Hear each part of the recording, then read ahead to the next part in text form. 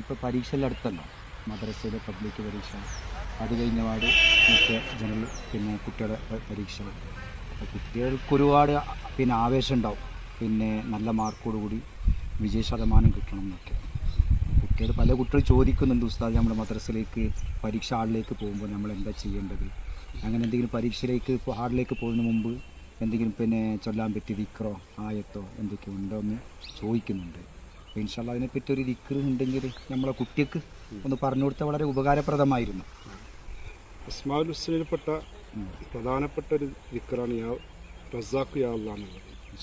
ഷൈഖുമാർ നമ്മളെ പണ്ഡിതന്മാർ നമ്മളോട് പഠിപ്പിച്ചത് യാ റസാഖ് യാ അല്ലാഹ് എന്നുള്ളത് പരീക്ഷയ്ക്ക് പോകുമ്പോൾ രാവിലെ ഒരു 17 പ്രാവശ്യം ചൊല്ലിയിട്ട് പോകുക.